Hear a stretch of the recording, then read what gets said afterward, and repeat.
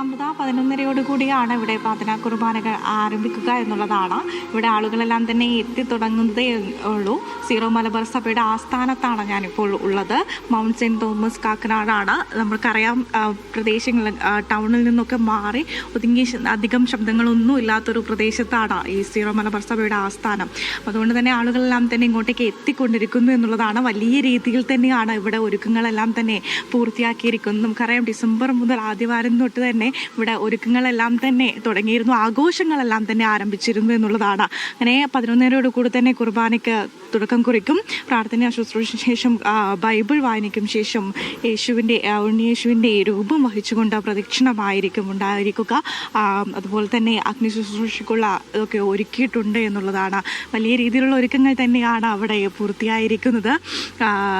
എല്ലാവരും തന്നെ ആഘോഷത്തിൻ്റെയും അതുപോലെ തന്നെ ആത്മീയതയും ആ രീതിയിൽ തന്നെയാണ്. നമ്മുടെ കൂടെ പിതാവ് ചേരുന്നുണ്ട്. ഇത്തവണത്തെ ക്രിസ്മസ് ആഘോഷങ്ങൾ എങ്ങനെയാണ്? പ്രാർത്ഥനയുടെ ഒരുക്കങ്ങൾ എങ്ങനെയാണ്? തീർച്ചയായിട്ടും 25 ദിവസത്തെ പ്രാർത്ഥനയുടെയും അതുപോലെ തന്നെ നോമ്പടക്കമുള്ള ഒരുക്കത്തിൻ്റെയും ശേഷമാണ്, 25 ദിവസത്തെ ഒരുക്കത്തിന് ശേഷമാണ് തിരുപ്പിറവിക്ക് വേണ്ടി ഒരുങ്ങിക്കൊണ്ടിരിക്കുന്നത്. അതിൻ്റെ ഒരു സന്തോഷമുണ്ട്. എന്നാൽ അതോടൊപ്പം തന്നെ ഭാരതത്തിൻ്റെ പല പ്രദേശങ്ങളിൽ സ്വസ്ഥമായിട്ട് സന്തോഷമായിട്ട് ക്രിസ്മസ് ആഘോഷിക്കാൻ പറ്റുന്നില്ല എന്നുള്ളതും ഈ സന്തോഷത്തിലും കേരളത്തിലുള്ള ക്രൈസ്തവർ എന്ന നിലയിൽ നമ്മളെ അസ്വസ്ഥപ്പെടുത്തുന്ന ഒരു കാര്യം കൂടിയാണ്.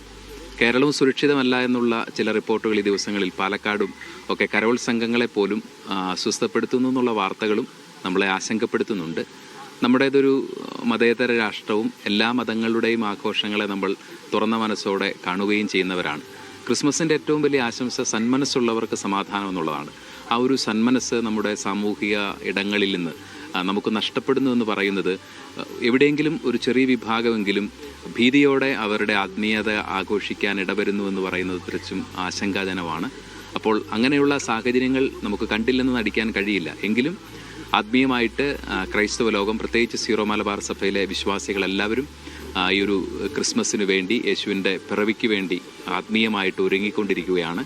അപ്പോൾ ആ ഒരു സമാധാനം, ക്രിസ്മസ് കൊണ്ടുവരുന്ന സമാധാനവും സന്തോഷവും എല്ലാ മീഡിയ വണ്ണിൻ്റെ പ്രേക്ഷകർക്കും ഹൃദയപൂർവ്വം ഞങ്ങൾ ആശംസിക്കുന്നു.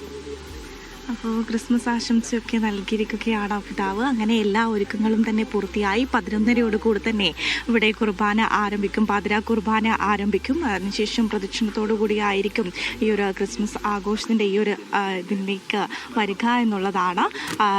ഇവിടെ വലിയ രീതിയിലുള്ള ഒരുക്കങ്ങളും അലങ്കാരങ്ങളും എല്ലാം തന്നെയാണ് ഒരുക്കിയിരിക്കുന്നത്. കൊച്ചിയിൽ മുഴുവനായിട്ടും ഈ ഒരു ഒരുക്കങ്ങളെല്ലാം തന്നെ ഉണ്ടായിരുന്നു. വലിയ രീതിയിലുള്ള ആഘോഷങ്ങളാണ് ടൗണിലൊക്കെ നടന്നുകൊണ്ടിരിക്കുന്നത് എന്നുള്ളതാണ്. ഇവിടെ കാക്കനാടേക്ക് വരുമ്പോൾ നമുക്കറിയാം, വലിയ ശാന്തമായ പ്രദേശത്താണ് ഈ ഒരു സീറോ മലബാർ സഭയുടെ ആസ്ഥാനം നിലകൊള്ളുന്നത്.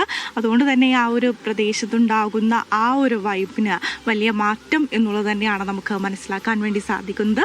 അങ്ങനെ ഈ ഒരു 11:30 തന്നെ ഇവിടെ കുർബാനയെല്ലാം തന്നെ ആരംഭിക്കും. അമൃത.